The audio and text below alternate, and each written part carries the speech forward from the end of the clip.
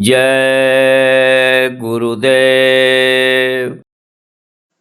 स्वामी हमें न बिसारिए, चाहे लाख लोग मिल जाएं, हम सा आपको बहुत हैं, आप सा हमको नाय। हम सा आपको बहुत हैं, आप सा हमको नाय।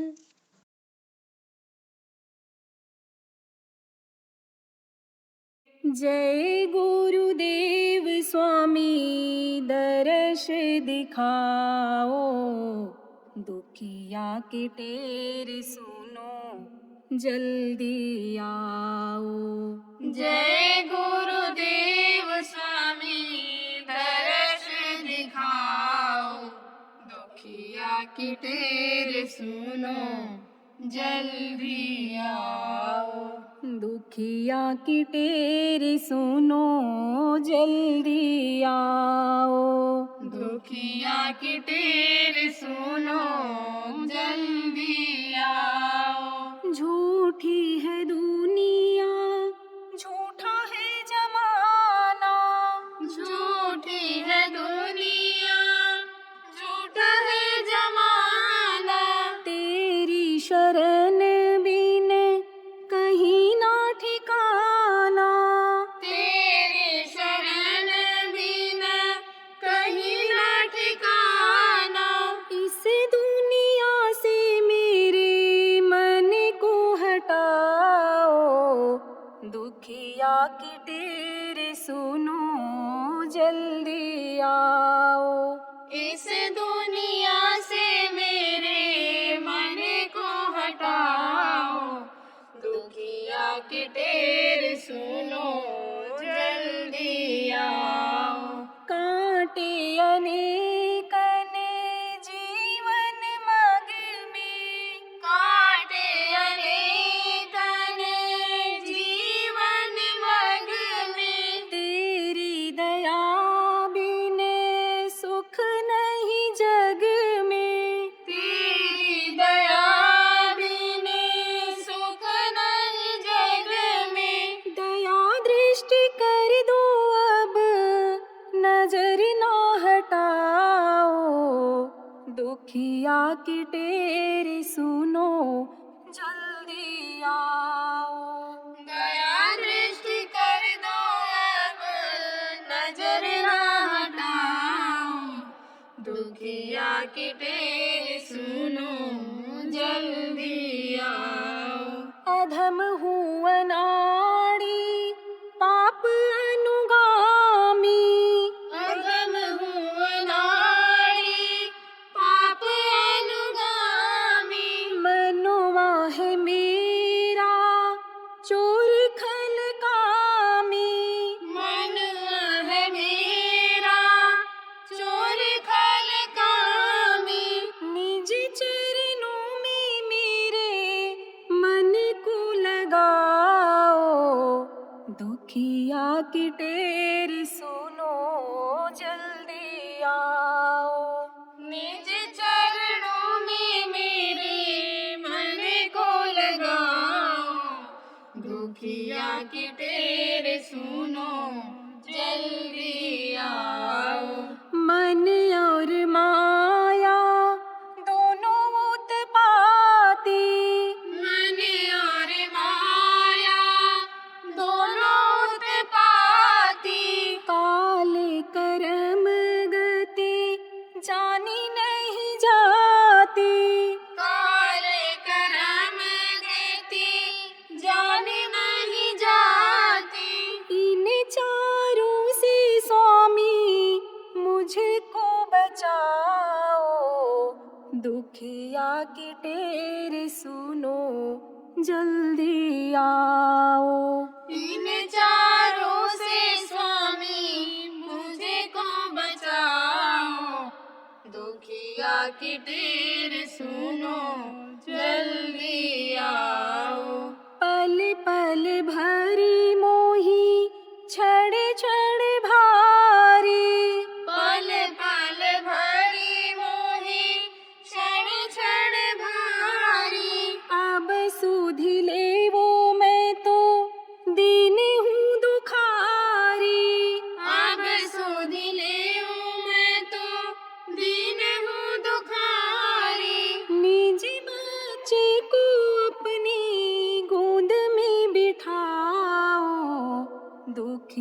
की टेर सुनो जल्दी आओ। निज बच्चे को अपनी गोद में बिठाओ, दुखिया की टेर सुनो जल्दी आओ। जय गुरुदेव स्वामी दर्श दिखाओ, दुखिया की टेर सुनो जल्दी आओ। जय गुरुदेव स्वामी दर्श दिखाओ, दुखिया की टेर सुनो जल्दी आओ। जय गुरुदेव, जय गुरुदेव।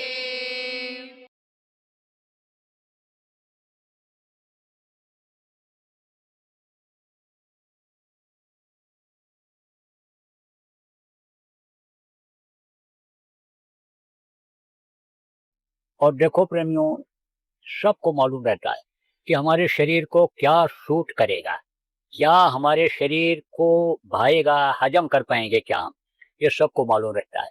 अपनी ताकत भी मालूम रहती है कि कितना हम दौड़ पाएंगे, कितना मेहनत कर पाएंगे, यह मालूम रहता है। तो जो चीज़ आपको यानी यानी सूट करे, जो चीज़ आपको नुकसान न करे, वही चीज़ खाना पीना है। और विशेष रूप से मन जिस चीज़ को मांगे उस समय पर वो चीज़ मत देना खाने को, नहीं तो उसी की आदत बन जाएगी। तो एक दिन तो हजम हो जाएगा। जैसे मान लो पुआ है, पकौड़ा है, आप समझो पराठा है, अब एक दिन खा लिया, अच्छा लगा, तो मन दूसरे दिन फिर मांगेगा। तो एक दिन दो दिन तो हजम हो जाता है, लेकिन रोज रोज चिकना चिकना डालते रहो तो फिर आते हैं चिकनी हो जाती हैं, गुर्दा खराब, तो कभी हाथ खराब, तो कभी हार्ट अटैक हो जाता है, नलियों में जम जाता है वो मैल चिकनाहट का, तो हार्ट अटैक हो जाता है। तो कहने का मतलब ये है कि जो चीज़ सूट करे वही खाओ, और थोड़ा कम खाओ। कम खाओगे तो बीमारियों से बचे रहोगे। मन नहीं मानता है, बड़ा बैरी ये मन घट में, इसी को जीतना कचना कैसे, ये भी बता दें। कोई खा पी करके आया, रसगुल्ला प्लेट में ला के रख दो, वो कह दो भाई साहब खा लीजिए, बहन जी खा लीजिए, कहेगा नहीं नहीं अभी तो भोजन करके आए हैं, बिल्कुल खाने की इच्छा नहीं है। अरे ले लीजिए एक आध, खा लीजिए, एक आध ले लीजिए। तो थोड़ी देर तक तो ऐसे देखेगा, और फिर एक उठाएगा, धीरे धीरे धीरे धीरे खा जाएगा, फिर दूसरा उठा लेगा, उसको भी धीरे धीरे धीरे धीरे खाएगा। अब देखो ना उसकी तरफ, देखोगे तो शर्मा जाएगा, कह रहे थे खा पी के आए हैं और खाते दबाते चले जा रहे हैं, देखो ना। तो तीसरा चौथा पांचवा छठवां सब खा जाएगा। ये नहीं देखेगा कि पेट है कि चारा भूसा रखने वाली जगह है, दबा दबा के भर दो। आप पे समझो कहा गया ना, संयम और नियम का पालन करना चाहिए। नियम क्या है कि जब भूख लगे तब खाओ, और संयम किसको कहते हैं आपको समझा देता हूँ। देखो, सीधा कहने बजाय आपको अभी हम समझा देते हैं कैसे संयम का पालन किया जाता है। देखो, कुत्ता होता है, नियम संयम दोनों का पालन करता है। बढ़िया से बढ़िया चीज खा पी करके कुत्ता आया है, उसके सामने डाल दो, तो सूंघ करके छोड़ देता है। और बहुत अगर लालची होगा या खाने को समय पर नहीं मिलता होगा तो उठा करके ले जाएगा, छिपा के रख देगा, जब भूख लगेगी तब खाएगा। ऐसे जमीन को खोदते हैं, खोद के रख के ढक देते हैं, और जब भूख लगती है तब फिर ऐसे उसको हटा के खा लेते हैं। यानी पेट अगर भरा है फिर नहीं खाएगा, कितना बढ़िया से बढ़िया। और नियम नियम का ये पालन करता है। और संयम कितना बरतता है, 12 महीना में 1 महीना उसका कुआर का महीना जब आता है तब पगलाता है, तब घर छोड़ देता है मालिक का, और फिर वो पीछे पीछे दौड़ता रहता है कुटियों के। अब आप देखो कि संयम का पालन वो करता है कि आदमी जो रोज पगलाया हुआ रहता है वो करता है। बच्चे और बच्चियों, संयम और नियम का पालन करना चाहिए। इससे भी शरीर के ऊपर असर पड़ता है, इससे भी उम्र के ऊपर असर पड़ता है। जैसे पहले मैंने अभी आपको थोड़े समय पहले इसी सत्संग में बताया कि चौगुना हो जाता है श्वास, और जल्दी श्वास खत्म हो जाता है जो खर्च करने के लिए मिला है। तो संयम और नियम का करना पालन, बीमारियों से बचे रहोगे। इसी में बीमारियां, कई लोगों को घरों में कोई ना कोई बीमारी ही रहता है। ये ना बताऊं तो मैं बता देता हूँ, मैं बता दूंगा, 10 20 25 को बता दूंगा कि इनके घर में कोई ना कोई बीमार ही रहता है। ये भी बता दूंगा, रोज झगड़ा होता है, रोज झगड़ा होता है। अब झगड़ा क्यों होता है? तू डाल डाल तो मैं पात पात। कोई एक बोला तो दूसरा दो चार बोलते हैं। फिर उसकी आदतों के बारे में एक बोलने लगी, सास अगर बोलने लगी तो बहू सास के भी पीहर का हाल बताने लगती है, सब पता लगाए रहती है। बस उसी में लड़ाई हो जाती है, झगड़ा हो जाता है। अब जब ऐसी कोई हालत हो तो एक को गुस्सा आवे, दूसरा चुप हो जाए, झगड़ा नहीं होगा। लेकिन कभी कभी हमको मालूम है कि ऐसी हालात हो जाती है घर में कि बर्दाश्त ही नहीं होता है, क्योंकि आदत बन जाती है किसी किसी की बोलने की, तो वो तो बोलता ही रहेगा। औरत तो अन्य समझो कि सुलगती ही रहेगी, जैसे लकड़ी सुलगती है, जैसे लकड़ी जलती है जलती रहेगी, उसका क्रोध दिखाई पड़ने लगेगा, अग्नि उसके शरीर से दिखाई पड़ने लगेगी। अग्नि कहाँ से निकलती है? अंदर की अग्नि मुंह से निकलती है, तेज आवाज जब निकलती है तो वही अग्नि होती है। तो गए ना, तो कहे एक उसके बाद जो अन्य समझो कि अपने को बड़ा सिद्ध कहता था, बहुत सिद्ध कहता था, हम बड़े सिद्ध हैं, जो हम चाहते हैं वो दे देते हैं, जिसके पास बड़ी भीड़ होती थी। फिर एक महात्मा जी गए तो बोले कि हमको आप थोड़ी अग्नि दे दीजिए। बोला अग्नि नहीं है। तो कहा कि अरे थोड़ा ही दे दीजिए। अरे बोले नहीं है अग्नि। तो कहे कि आपका बड़ा नाम सुना है, आपकी बड़ी तारीफ है, जो चीज मांगो वही मिल जाती है, तो इसीलिए आपके पास आया हूँ, आप हमको दे दीजिए, आग दे दीजिए। बोले नहीं नहीं, आग वाग नहीं, हमारे पास से चले जाओ। कह रहे थोड़ा सा ही दे दीजिए। अब गाली गलौज करने लगे। तब उन्होंने मन ही मन सोचा, अब आग सुलगने लगी। और फिर उसके बाद कहे अरे गाली गलौज न करिए, दे दीजिए हमको आग, आप दे दीजिए आप। ओके, हाँ दो चार चाटा लगाया, बोले मिल गई आग। यही तो ज्वाला में देख रहा था, यही तो आग देखो निकलने लग गई, यही तो मिल गई आग। तो अब आप समझो कि आग अगर भभकने लग जाए तो तब क्या करोगे? जैसे ये मुख से ज्वाला निकलती है, उल्टी से उल्टा सीधा निकलता है, क्रोध से ही आदमी बोलता है, क्रोध से ही औरत बोलती है। तब बच्चे और बच्चियों क्या करोगे? उस समय का उपाय बता देता हूँ। जब से खान पान बिगड़ा, देखो क्रोध बहुत बढ़ गया, संयम नियम बिगड़ा, तब से क्रोध बहुत बढ़ गया। जब से पूजा पाठ छूटा, जब से भगवान को याद करना लोगों ने बंद किया, जब से खुद भगवान बनने लग गए, तब से आप देखो क्रोध बहुत बढ़ गया। और क्रोध क्या होता है? विनाश का कारण बन जाता है। आप ये समझो, तो क्रोध, काम, लोभ, मोह, अहंकार, ये भूत बताए गए। ये जब बढ़ जाते हैं तो जैसे भूत परेशान करता है, ऐसे आदमी को परेशान करते रहते हैं। तो ऐसे समय पर क्या करना? ऊपर से डाल लेना कपड़ा, और आंखों बंद कर लेना, और कान में लगाना उंगली, और बैठ जाना भजन पे। पुराने लोगों को बताया गया है। तो जब भजन पर बैठ जाओगे, न देखोगे और न सुनोगे कौन क्या कह रहा है, तब उस समय पर किसको भी क्रोध आएगा, थोड़ी देर के बाद बोलते बोलते चुप हो जाएगा। पहले तो सास कहेगी बोल बोल बोल, क्यों नहीं बोलती है, बोल बोल, जवाब दे, क्यों नहीं बोलती है। लेकिन जब कुछ बोलोगे नहीं बच्चियों, तो चुप हो जाएंगी। बहू अगर तेज है, किसी की बहू तेज रहती है, किसी की सास तेज रहती है, घर में बहू तेज है, तो बहू भी कहेगी बोल बोल बोल डोकरी बोल, बुढ़िया बोलती क्यों नहीं है, क्यों नहीं बोलती है। लेकिन जब नहीं बोलोगी तब अन्य समझो चुप हो जाएगी। क्योंकि ये इस धरती का नियम है कि जो पेड़ फलता है वो झड़ता है, और जो पैदा होता है वो मरता है, और जो आग जलती है वो बुझती है, तो आग वो बुझ जाएगी। अंदर में जो ज्वाला क्रोध की जल रही है, अग्नि जल रही है, वो बुझ जाएगी। और जब बुझ जाएगी तो बुझे हुए यानी आप समझो कि यानी आग को यानी समझो कि राख मान लेते हो, उसकी कोई कीमत नहीं, उसमें कोई ताकत नहीं रह जाती है, उसको फेंक देते हो। इसी तरह से यानी भजन पर बैठ जाना। तो कहा गया कम खाओ और गम खाओ। कम खाओ का मतलब बर्दाश्त करो। और देखो प्रेमियों, मेहनत और ईमानदारी की कमाई में बरकत है। मेहनत और ईमानदारी की कमाई करो, उसमें बरकत आपको दिखाई पड़ेगी। मार के लाओगे तो कोई मार के ले जाएगा, लूट के लाओगे लूट के ले जाएगा, दिल दुखा के लाओगे तो दिल दुखा के ले जाएगा।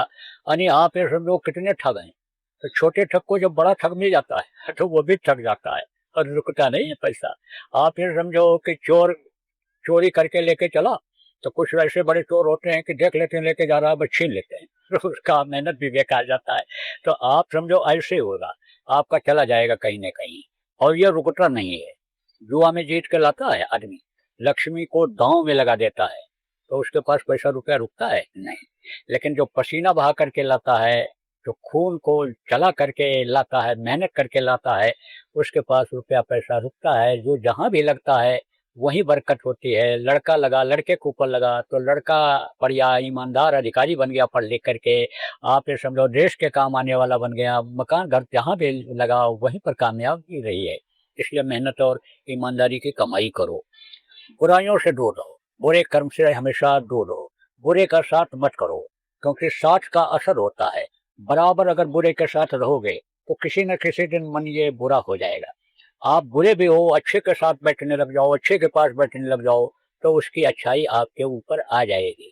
तो अच्छे का आप साथ करो, हो सकता है तो किसी की मदद कर दो, बुरा मत चाहो। कोई भूखा दुखा आ जाए दरवाजे पर, आप उसको एक रोटी खिला दो, पानी पिला दो, ये आपके गृहस्थ का धर्म है। लालच करोगे तभी ठगोगे, लालच अगर नहीं करोगे तो आपके मेहनत का कोई ले नहीं जा पाएगा। और जब लालच करोगे कि हम तुम्हारे लड़के को नौकरी लगवा देंगे, आप तुम्हारा नौकरी में प्रमोशन करा देंगे, तुमको हम एजेंसी दिला देंगे, तुम्हारी कमाई हम 4 गुना करा देंगे, तुम्हारे खेत की पैदावार बढ़वा देंगे और इतना पैसा दे दो, तो उतना जब दे दोगे तो कोई ज़रूरी नहीं है कि वो इस काम को करवा ही ले जाए। और आजकल ठगी में ज़्यादा लोग फंस जाते हैं लालच में, इसलिए लालच से ज़्यादा आप मत करो। आप मेहनत करो, अपने मेहनत पर भरोसा रखो और गुरु महाराज पर आप भरोसा रखो प्रेमी। अगर दुनियादारों को तीसरे दिन भोजन मिलेगा तो आपको रोज मिलेगा, ये विश्वास करो आप, गुरु पर विश्वास करो आप। तो आप यानी समझो कि अब उन चीज़ों को छोड़ो, उन चीज़ों को भूलो जिसमें आप फंसे हुए थे। अब देखो, लड़का लड़की बड़े हो जाएं तो शादी ब्याह कर दो उनका, पूछने की हमसे ज़रूरत नहीं है। आपको घर बनाना है तो आप घर बना लो, घर खरीदना है तो नया खरीदो, मुहूर्त कब करना है पूछने की जरूरत नहीं है, शादी ब्याह के लिए अब पूछने की जरूरत नहीं है। आप लड़की वाले हो तो देख लो कि लड़का हमारे लड़की के काबिल है कि नहीं है, रख पाएगा इसको, नहीं रख पाएगा, खिला पाएगा, पहना पाएगा, इस घर में जिस घर में हमको इसको भेजना है इज्जत वाला घर है कि नहीं है, इज्जत इसकी होगी कि नहीं होगी, इन सब चीज़ों को देख लो, परख लो और फिर उसके बाद शादी कर लो। आप अगर लड़के वाले हो तो लड़की का रिश्ता है तो देख लो भाई लड़की कैसी है, हमारे लड़के के साथ सेट हो जाएगी, हमारे परिवार में सेट हो जाएगी, रहेगी, या पहुंचते ही यानी समझो अपना बंटवारा करके अलग हो जाएगी, ये सब देख लो। बहुत हाई फाई मत सोचो, रहन सहन भी देखो, खान पान भी देखो। आप ये समझो कहते हैं रिश्ता बराबरी का करो, जब रिश्ते में कोई फर्क आ जाता है, जब लड़का लड़की में कोई कमी रहती है, पैसे के लालच में लोग कर लेते हैं या धन देख करके लड़की का कर देते हैं, तब तलाक के मुकदमे चालू हो जाते हैं, दहेज के मुकदमे चालू हो जाते हैं, जेल भी जाना पड़ता है। तो ये चीज़ों के बारे में ज़रूर कहता हूँ, ज़रूर बताता हूँ। ना आपको अपना जाति छोड़ना है, ना आपको अपना धर्म छोड़ना है, ना आपको यानी समझ लो कि यानी कोई छोड़ करके देश बाहर जाना है, कुछ नहीं। जो प्रेमी हो आप सब लोग, आप जातिवाद, भाईवाद, भतीजावाद, कौमवाद, एरियावाद, भाषावाद में मत फंसो। आप अपने अंदर मानववाद लाओ, मानवता लाओ, सबके अंदर उस मालिक की रूह है। अगर आप उस मालिक को मानते हो, मालिक को समझते हो, तो सिया राम में सब जग जानी, करो प्रणाम जो जग पानी, सबके अंदर मालिक का रूह है, सबको अपना समझो, अपना ही समझो। पक्षपात देखो बहुत बढ़ता जा रहा है, ये जो भाईवाद, भतीजावाद, भाषावाद, कौमवाद और ये सब जो बाढ़ बढ़ता चला जा रहा है, आतंकवाद, माओवाद और नक्सलवाद, ये जो बाढ़ बढ़ता चला जा रहा है, ये मनुष्य के लिए, भारत देश के लिए बड़ी खतरनाक चीज पैदा होती जा रही है। तो इनसे थोड़ा सा आप दूर रहो तो आप सुरक्षित रहोगे, और नहीं तो बगैर काम किए हुए, बगैर अपना काम बनाए हुए, बगैर जीवात्मा को परमात्मा तक पहुंचाए हुए अगर ये शरीर आपका बीच में किसी कारणवश छूट गया तो फिर तो बड़ा मुश्किल होगा, जल्दी ये मनुष्य शरीर मिलेगा नहीं। कर्म खराब बन गए शरीर से तो नरकों में करोड़ों वर्ष तक जा करके तकलीफ झेलनी पड़ेगी। तो ये सब बातें लोक बनाने का बताता हूँ। अब परलोक बनाने की भी बात बताऊंगा आपको। यहाँ पर आप रहते हो ये मृत लोक है, इसके ऊपर बहुत से लोक हैं, सूर्य लोक है, चंद्र लोक है, पवन का लोक है, और ये सब ये लोक हैं जो देवता 33 करोड़ दुर्गा और 10 करोड़ शंभु हैं, इनके सबके लोक हैं। शिवलोक, ब्रह्मा लोक, विष्णु लोक, इनकी माँ का लोक, आद्या माँ शक्ति का लोक, इनके पिता का लोक, और ईश्वर लोक जिसको कहते हैं, ब्रह्म लोक, पार ब्रह्म लोक, सतलोक, अलख लोक, अगम लोक, अनामी लोक, बहुत से लोक हैं। तो उन लोकों में जाने का रास्ता बताता हूँ आपको गुरु के आदेश से। गुरु महाराज ने कहा था बहुत पहले कि यह नामदान देंगे नए लोगों को, पुरानों के संभाल करेंगे। तो गुरु महाराज जब चले गए तो नामदान देने की इच्छा नहीं हो रही थी। क्यों? क्योंकि नामदान देना बड़ा कठिन काम होता है, बहुत इसमें बड़ा मेहनत का काम है, उस चीज को आप लोग नहीं समझोगे। तो समझो इच्छा नहीं हो रही थी, लेकिन फिर आदेश हो गया कि नामदान देना शुरू कर दो। नामदान इनको दे दोगे और ये भजन करने लगेंगे, इनका शरीर भी छूट जाएगा, काम इनका नहीं भी हुआ तो इनको मनुष्य शरीर मिल जाएगा, क्योंकि मनुष्य शरीर जल्दी नहीं मिल पाता है। कहा ना, बड़े भागे मानुष तन पावा, शुद्ध दुर्लभ संतन गावा, कोट जन्म जब बटका खाया तभी अंदर तन दुर्लभ पाया। तो नामदान देना शुरू कर दिया, बहुत लोगों को नामदान दिया। आप ये समझो करोड़ों लोगों को हो गया, करोड़ों लोग हो गए नामदान देने वाले। और विदेशों में भी गया, 15-16 देशों में गया और जहां भी गया वहां नामदान दिया। विदेशों से बहुत लोग आए अब की बार भंडारे, आप समझो वो लोग भी नामदान लेकर गए जहां नहीं भी गया था। आप ये समझो कि कार्यक्रम हुआ था दिल्ली में, शाकाहारी सम्मेलन हुआ था कुछ साल पहले, तो 32 देशों के लोग तो वहां आए थे, गिनती में आए थे, और इस भंडारे में भी बहुत आए। तो समझो कि नामदान सब जगह दिया जहां गया। क्यों देता हूँ? क्योंकि शरीर का कोई भरोसा नहीं है। आदमी घर से निकला तो कोई गारंटी है कि 2 घंटे के बाद फिर वापस आ जाएगा? कोई गारंटी नहीं है। पता नहीं कब शरीर छूट जाए। तो दे देता हूँ नामदान कि कम से कम होश में आएगा तब तो करेगा। क्योंकि पहली बार जो सत्संग सुनने के लिए आते हैं सबके समझ में सब बात नहीं आती है, तो कुछ बातें जो पकड़ में उनके आती हैं कहते हैं हाँ अच्छी बात बताया, बस इतने तक रह जाते हैं। ये असली चीज को छोड़ देते हैं, ये जो नामदान होता है उसको छोड़ देते हैं। लेकिन कोई मिला और समझाया, कहा भाई एक ही साधे सब सदे, सब साधे सब जाए, एक यही अगर कर ले जाओ तो सब सेट हो जाए, तब उसका मन थोड़ा लालच में आ जाता है कि भाई पतीली में जैसे दाल पकाते हैं, भगोने में दाल पकाते हैं, कुकर में दाल पकाते हैं और उसी में डाल दिया जाए नमक, तो हर दाल में नमक पड़ जाता है, अलग अलग दाने पर नमक डालने की जरूरत नहीं पड़ती है। तब आदमी सोचता है चलो अब इसको करके देखते हैं। जब करने लगता है लगन के साथ, विश्वास के साथ जब करने लगता है, नियम जिस तरह से बताया जाता है सुमिरन करने का, ध्यान लगाने का, भजन करने का, उस तरह से जब करने लगता है तब विश्वास हो जाता है। जब कुछ अंदर में देख लेता है, अंदर में सुन लेता है, तब विश्वास होता है। तो नामदान सब जगह दे दिया, इसीलिए दे दिया कि चलो आज नहीं कल मान लो होश में आ जाए, कोई समझा दे या उसी के अंदर संस्कार जगह करने लग जाए। नाम 2 तरह का होता है, एक ध्वन्यात्मक नाम है और एक है वर्णात्मक नाम। ध्वन्यात्मक नाम से ये सारा संसार बना, अंडपिंड ब्रह्मांड सब उसी नाम से बनी। वो अनुनाम हमेशा अनु होता रहता है, आवाज वो होती रहती है, लेकिन वो सुनाई नहीं पड़ता है। क्यों? क्योंकि वही पर्दा जो बताया आपका मैल जो जमा है अंदर वाले कान पर जीवात्मा के, वो सुनने नहीं देती है। वो मैल जब हटता है, हटेगी कि जैसे मैल शरीर में हो गया तो कई दिन तक रगड़ करके जब साफ करते हो तब ये मैल छूटती है। ऐसे जब रगड़ करोगे, लगाओगे, जब वो छूटेगा तब वो आवाज सुनाई पड़ेगी। वह ध्वन्यात्मक नाम। ध्वनि किसको कहते हैं? आवाज को। और एक होता है वर्णात्मक नाम। वर्णात्मक नाम किसको कहते हैं? जो मुंह से लिया जाता है। तो महापुरुष जब इस धरती पर आते हैं, संत जब आते हैं, महापुरुष आते हैं तो एक नाम वो जगाते हैं लोगों के विश्वास के लिए। जैसे राम आए थे तो राम ने राम नाम को जगाया था विश्वास के लिए। उनको अपना काम करना था, लंका पर विजय प्राप्त करनी थी, तो पुल के ऊपर बंदर और भालुओं को ले जाना था। समुद्र में पुल बनाने की जरूरत पड़ी थी, तो अब पुल बने कैसे? हो बंदर भालू कैसे बना पाए बगैर उपकरण के, बगैर मसाले के? कैसे बन सकता था बगैर सामान के? तब उन्होंने कहा अच्छा लिखो राम राम पत्थर के ऊपर और डालो समुद्र में। सारे पत्थर तैरने लगे। तो विश्वास बढ़ा कि नहीं बढ़ा? विश्वास बढ़ गया बंदर और भालुओं, एक एक के अंदर बहुत ताकत आ गई, बड़ी शक्ति आ गई और हिम्मत बढ़ गई कि जब पत्थर तैरने लग गया राम राम लिखने से तो हम विजय जरूर प्राप्त कर लेंगे। हिम्मत कहते हैं ना, हिम्मत जिसके अंदर रहती है वो कामयाब हो जाता है, और हिम्मत ही खत्म हो जाती है तो फिर आगे नहीं बढ़ पाता है। तो विश्वास के लिए कृष्ण आए, देखो कृष्ण नाम में शक्ति भरा। कृष्ण कृष्ण कृष्ण जहां पर पुकारा, कृष्ण खड़े हुए मिले, द्रौपदी की रक्षा हुई, ग्रह की रक्षा हुई, तमाम लोगों की देखो रक्षा हुई, आबरू बचा उसका, इज्जत बची उसकी द्रौपदी की। कृष्ण बोलते कृष्ण प्रकट हो गए, और वो सारी बिच नारी है कि नारी बिच सारी है कि सारी की नारी है कि नारी की सारी, साड़ी बढ़ती चली गई थी। आपको याद होगा, पढ़े होगे, आप सुने होगे। तो आप ये समझो कि समय समय पर महापुरुष नाम को जगाते हैं। जब इधर संतों का प्रादुर्भाव हुआ कलयुग में, संत जब आए तो उन्होंने भी नाम को जगाया।